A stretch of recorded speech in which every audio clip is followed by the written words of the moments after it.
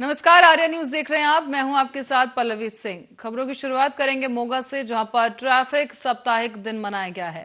यहां मोगा के traffic in charge Ajit Singh ने कहा है कि हमें अपनी जान को जोखिम में नहीं डालना चाहिए। हमें ट्रैफिक के सभी रूल रेगुलेशन को फॉलो करना चाहिए। हमारी जान की बहुत कीमत है।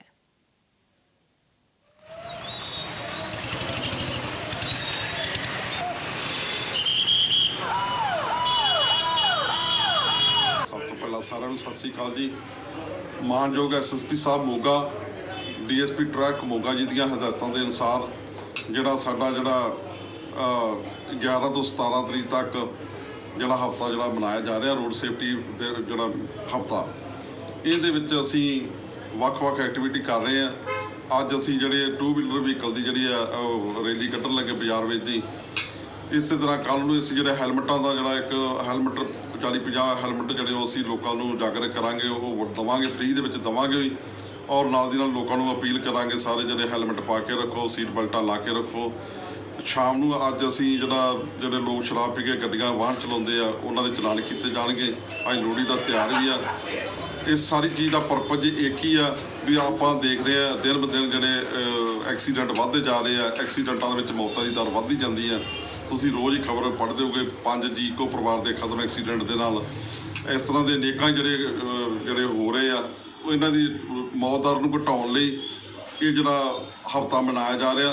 ਤੇ ਮੈਂ ਲੋਕਾਂ ਨੂੰ ਅਪੀਲ ਕਰੂੰਗਾ ਵੀ ਹੌਲੀ ਗੱਡੀ ਚਲਾਓ, ਆਰਾਮ ਨਾਲ ਗੱਡੀ ਚਲਾਓ, ਸ਼ਰਾਬ ਪੀ ਕੇ ਗੱਡੀ ਨਾ ਚਲਾਓ, ਸੀਟ ਬੈਲਟ ਲਾ ਕੇ ਰੱਖੋ, ਹੈਲਮਟ ਪਾ ਕੇ ਰੱਖੋ। ਸਾਰੇ ਜਿੰਨੇ ਆਪਾਂ ਜਿਹੜੇ ਟ੍ਰੈਫਿਕ ਰੂਲ ਫਾਲੋ ਕਰੋ। ਜਿੰਨੀਆਂ ਹਦਾਇਤਾਂ ਟ੍ਰੈਫਿਕ ਰੂਲ ਬਣੇ ਆ ਸਾਡੀ ਸੇਫਟੀ ਵਾਸਤੇ ਬਣੇ ਆ। ਚਲਾਨ ਕੋਈ ਕਿਸੇ ਤਰ੍ਹਾਂ ਦੀ ਸਜ਼ਾ ਨਹੀਂ ਗੀ। ਚਲਾਨ ਦਾ ਮਤਲਬ ਸਿਰਫ ਲੋਕਾਂ ਨੂੰ ਸਮਝਾਉਣਾ ਹੀ ਹੁੰਦਾ ਤੇ ਅਸੀਂ ਚਲਾਨ ਵੀ ਕਰਾਂਗੇ ਲੋਕਾਂ ਨੂੰ। और हिंदुस्तान की धरती पर फरवरी में 16 देशों के बीच बादशाहत की लड़ाई होगी। एक दूसरे को हराने के लिए योद्धा जी जान लगा देंगे, क्योंकि दांव पर लगा है विश्व कप और हर कोई विश्व विजेता बनने के लिए मैदान पर उतरेगा। 13 फरवरी को हॉकी के विश्व कप की तैयारियों में केवल 16 देश के खिलाड़ी नहीं होंगे, बल्कि पूरा भारत देश इस जादुई खेल की तैयारियां कर रहा है। विश्व कप के लिए रेड कार्पेट बिछाकर इसका इस्तकबाल किया जा रहा है।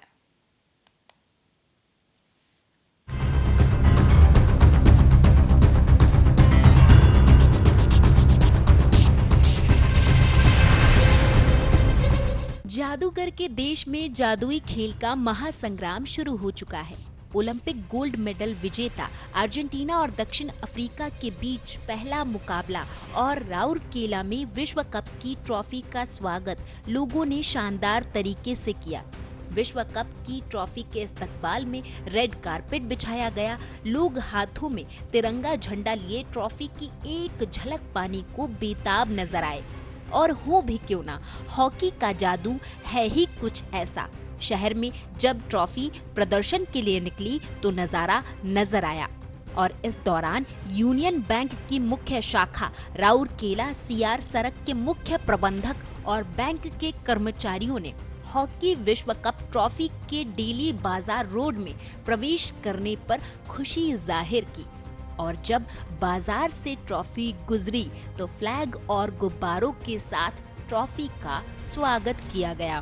ट्रॉफी के शहर में आगमन पर हर कोई बेहद खुश नजर आया। हर तरफ जश्न का माहौल दिखा।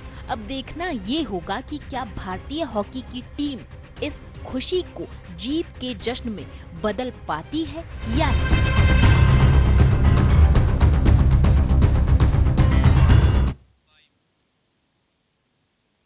और गोरखपुर से खबर है, जहां बता दें कि मुख्यमंत्री योगी आदित्यनाथ निषाद पार्टी के संकल्प समारोह में बतौर मुख्य अतिथि सम्मिलित हुए हैं। इस बीच दरअसल मुख्यमंत्री योगी आदित्यनाथ भारतीय जनता पार्टी के कार्यक्रमों से निकलकर अपने सहयोगी दलों के पार्टी के भी कार्यक्रमों में बतौर मुख्य अतिथि शामिल होने लगे हैं।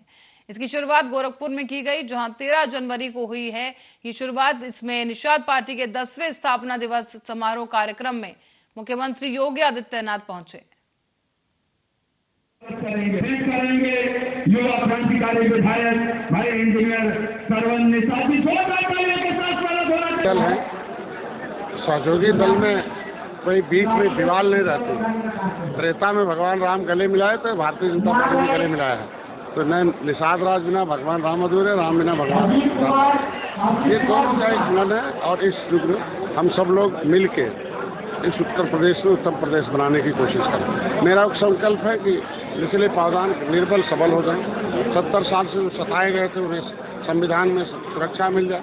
भारतीय जनता पार्टी का भी एक ही उद्देश्य है कि निचले पावदान पर जो अंतिम व्यक्ति है उसके जीवन में उदय हो। उसके लिए ये संकल्प दिवस है। 9 साल पहले आज मैं अपने कैरियर के जीवन से क्या नाम है संन्यास लिया था और एक संकल्प लिया था निषाद राज के लिए कि त्रेता में जैसे रामराज आया था इस युग में भी सुख का राज आए, उस सुख का राज लेने के लिए काम करें। ये मेरा काम इसलिए।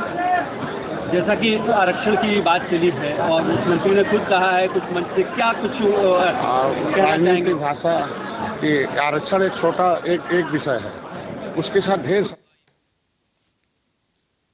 और प्रयागराज से खबर बता दें आपको कि कल प्रयागराज के माघ मेले का दूसरा स्नान पर्व है और बताया जा रहा है कि कल मकर संक्रांति के मौके पर लाखों श्रद्धालु संगम में आस्था की डुबकी लगाएंगे। इसे ध्यान में रखते हुए मकर संक्रांति के स्नान पर्व के लिए माघ मेला क्षेत्र में 15 घाट बनाए गए हैं।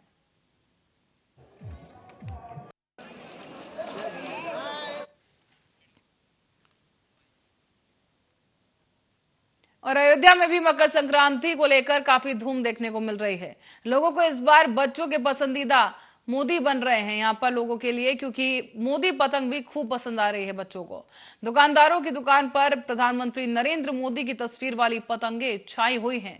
और यहाँ पर आपको बता दें कि मकर संक्रांति पर पतंगबाजी का सिलसिला तेजी के साथ जारी रहेगा और इसी पर्व पर लोग दोस्तों और परिवार के लोगों के साथ मिलकर रंग बिरंगी पतंगे उड़ाएंगे। इसलिए इस पर्व को पतंग पर्व के नाम से भी जाना जाता है। अब अयोध्या में भी इसकी खास रौनक देखने को मिल रही है। मोदी जी अच्छा कार्य कर रहे हैं, अच्छा विकास कर रहे हैं, इसलिए मोदी जी की पतंग लेने आए हैं। क्या नाम आपका है? नवल जायसवाल। अगली बार भी आए थे पतंग लेने? हाँ। अगली बार किसकी पतंग ले गए थे? कागज की तो अलग थी इससे। और आपकी किसकी पतंग लेने आए हो? मोदी जी की। अच्छा, कितने रुपए की गिफ्ट मिल रही है? 5 की। अच्छी है। हमारे बच्चे सबसे ज़्यादा मोदी की पतंगे मांग रहे हैं। और एक आई थी अभी इसके पहले एक और भी पतंग आई थी, वो जो फेस्टिवल हुआ था 75 वाला, वो भी पतंग आई थी, वो ख़त्म हो गई। लेकिन उसके बाद में फिर ये चल रही है और बहुत ज़बरदस्त चल रही है। बच्चे वहाँ से अपनी मम्मी कहते हैं मोदी की पतंग टंगी है, हम एक लेंगे, ये कहते हुए आते हैं। कितनी पतंगें बिक चुकी हैं अभी तक? 3,500-4 हज़ार पतंगें बिक चुकी हैं अब तक। डिमांड है और बहुत डिमांड है इसकी, मिल नहीं रही है पतंगे। अपने माध्यम से संदेश कर देंगे आप? हमारे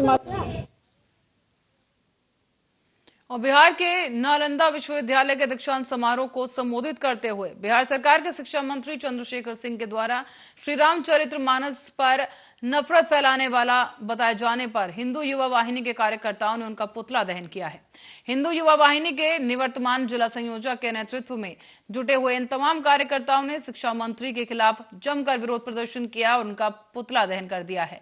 बिहार सरकार से मंत्री को बर्खास्त किए जाने की मांग की जा रही है और कहा गया कि शिक्षा मंत्री ने यह कहकर नहीं सिर्फ सनातन आस्था का अपमान किया है बल्कि अपने बौद्धिक अज्ञानता का भी परिचय दिया है।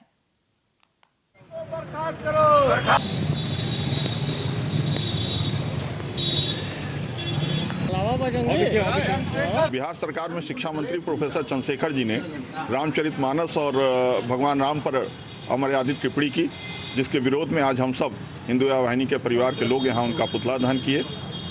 प्रोफेसर चंद्रशेखर जी ने रामचरितमानस और प्रभु राम के खिलाफ उन्होंने कहा कि राम का जो चरित्र है वो रामचरितमानस में गलत दर्शाया गया है।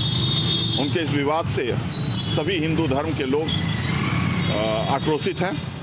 हम बिहार सरकार से और उनके पार्टी से उनको मांग करते हैं कि पहले तो उनको सरकार से इस्तीफा उनको हटाया जाए और उनको पार्टी से निकाला जाए। और भारत सरकार के गृह मंत्री से माननीय अमित शाह जी से मांग करते हैं कि उनके खिलाफ मुकदमा दर्ज कर।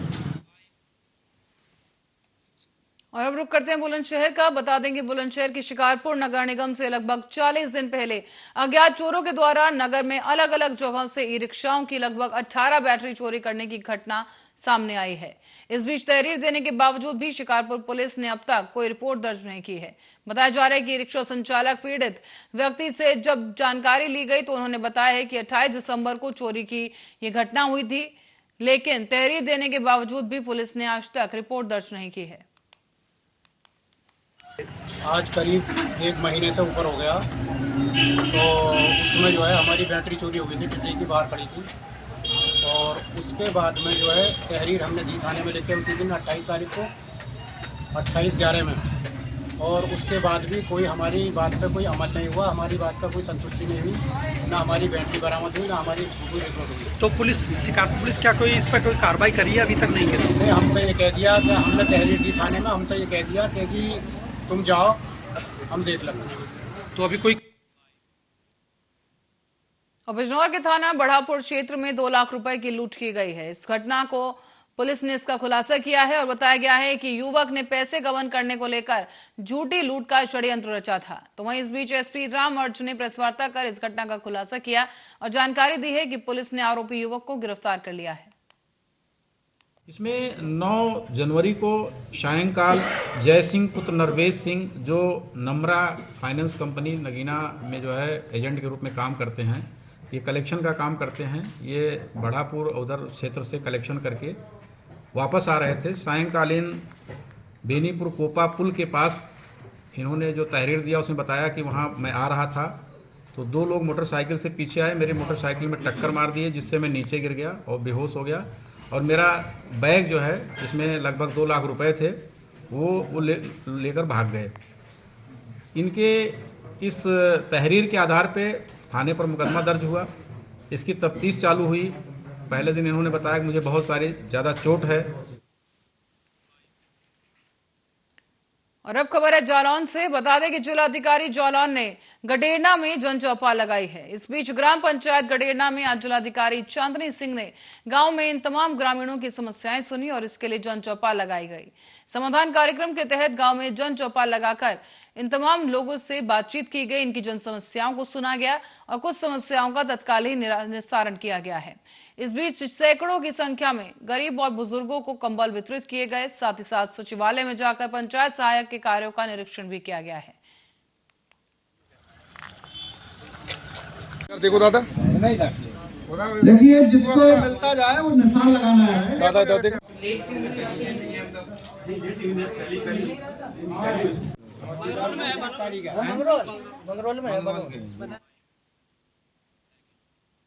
पाकिस्तान के आर्थिक हालात लगातार बिगड़ते जा रहे हैं। आलम कुछ ऐसा हो गया है कि पाकिस्तान में गरीबों को रोटी भी ठीक से नहीं मिल पा रही है, और सिर्फ आटा ही नहीं, इतना ज्यादा महंगा हो चुका है हर सामान कि लोगों के लिए 2 वक्त की रोटी भी बहुत मुश्किल हो गई है।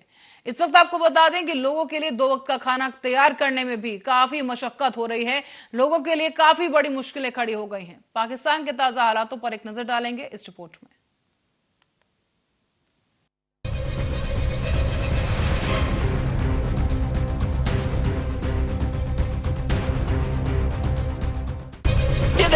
ये क्या है? बाल्टी देखेंगे और तुम्हारे पास आएगा कि कुछ भी नहीं है। जल्दी से बच्ची की कसम खा के कहते इससे भी कुछ नहीं खाया हुआ। कोई होता है, पानी पिलाया, कितना पानी पिलाएंगे। पाकिस्तान के आर्थिक हालात लगातार बिगड़ते जा रहे हैं। आलम कुछ ऐसा हो गया है कि देश में गरीबों को रोटी भी ठीक से नहीं मिल पा रही। सिर्फ आटा ही इतना ज्यादा महंगा हो गया है कि 2 वक्त का खाना तैयार करना भी अब लोगों के लिए मुश्किल हो गया है। और ये आपको अंदाजा हो गया होगा कि अगर ये आटा होता तो अब तक ये रह चुका होता, हाथ में ना रहता। लेकिन ये रबड़ है, रबड़, खालिश प्लास्टिक। जो कबाड़ी हमारे यहाँ कचरों से चुनते हैं, ये मालिकान जो हैं आटे के मिल के मालिक हैं, ये खरीद लेते हैं और उसको रिसाइकिल करके ये आटे में मिलाते हैं। दरअसल पाकिस्तान ने मोदी सरकार के जम्मू कश्मीर से अनुच्छेद 370 खत्म करने के फैसले के विरोध में भारत के साथ व्यापारिक रिश्तों को खत्म कर लिया था। लेकिन अब भारत को अकड़ दिखाना पाकिस्तान को बहुत महंगा पड़ रहा है। पाकिस्तान के विदेशी मुद्रा भंडार की हालत बेहद खराब है और उसके पास 3 हफ्ते के आयात के लिए ही पैसे बचे हैं, लेकिन उसे गेहूं और चीनी जैसी चीजों पर अपने खजाने को लुटाना पड़ रहा है। गेहूं, चीनी, घी जैसी जरूरी चीजों की भारी किल्लत से जूझता पाकिस्तान भारी खर्च कर रूस, यूएई, मिस्र, ब्राजील, सिंगापुर जैसे देशों से आयात कर रहा है। भारत को आंख दिखाना पाकिस्तान को कितना महंगा पड़ रहा है, इस बात का अंदाजा यहीं से लगाया जा सकता है कि दूर देशों से आयात करने में पाकिस्तान का शिपिंग चार्ज काफी बढ़ गया है। लेकिन अगर पाकिस्तान ने भारत के साथ अपने रिश्ते ठीक रखे होते तो इस आयात खर्च में भारी कमी आती।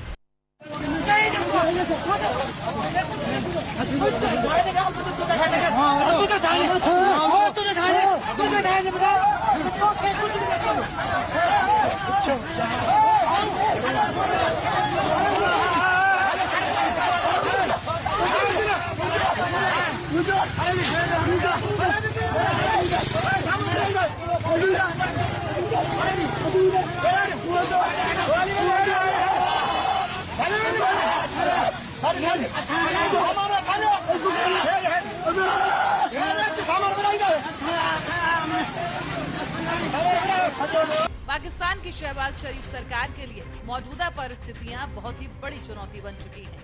इस वक्त सरकार में रहना शहबाज के लिए कांटों का ताज पहनने के बराबर है। न सरकार गरीबों को कोई मदद कर पा रही है और न ही हालात नियंत्रित कर पा रही है।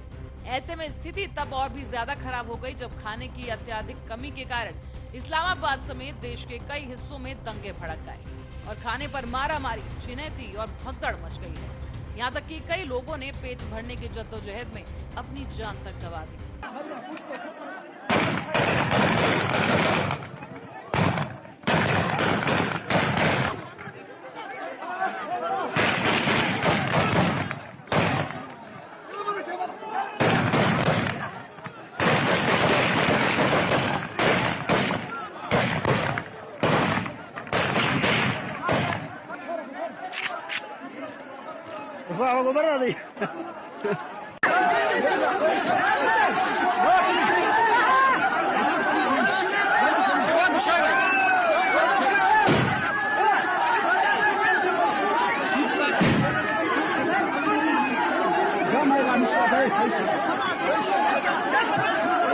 एक तरफ जहां आतंकवाद को पालने वाला पाकिस्तान आर्थिक तंगी से जूझ रहा है, तो वहीं दूसरी तरफ पाकिस्तान सरकार के अधिकारी अपनी झूठी शान को बचाने में लगे हैं।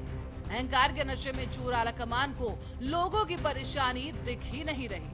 या यूं कहें कि पाकिस्तान की अंधी बहरी सरकार दावा कर रही है कि ऐसा कोई संकट पाकिस्तान में है ही नहीं।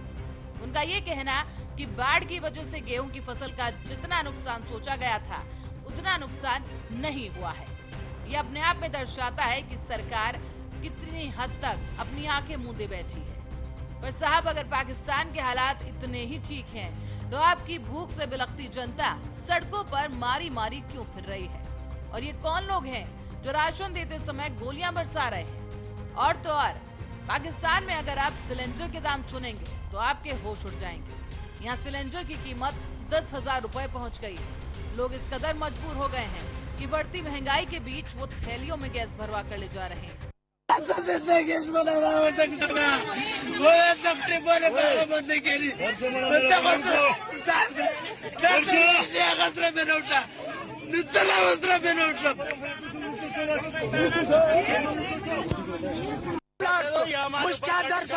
हमें खत्म कर दो, हमें नहीं चाहिए, आटा नहीं चाहिए, हमें खत्म 11 बजे तक ये गाड़ी किस लिए खड़ी है? गाड़ी चलाओ हमारे ऊपर चलाओ, हमें खत्म कर दो।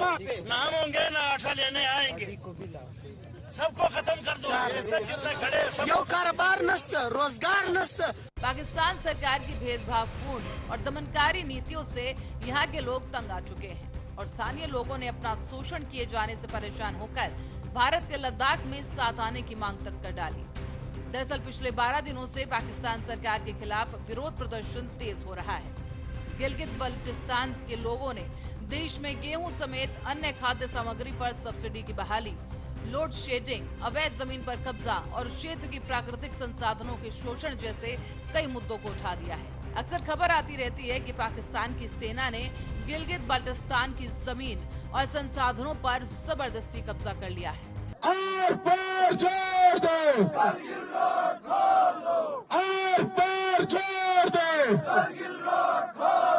हम नहीं मानते, हम नहीं मानते।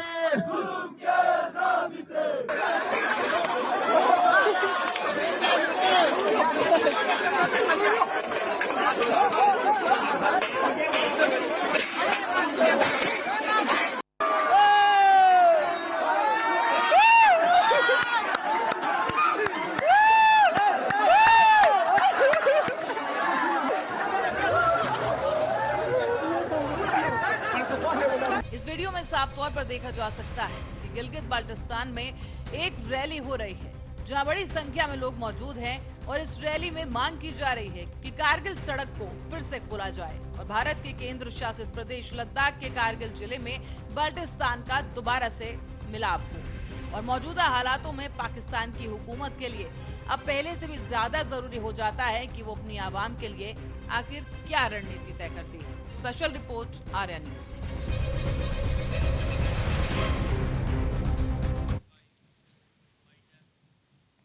और इस खबर के साथ ही बुलेटिन में फिलहाल के लिए इतना ही। देश दुनिया की तमाम खबरों के लिए आप बने रहे हमारे साथ, देखते रहे आर्या न्यूज।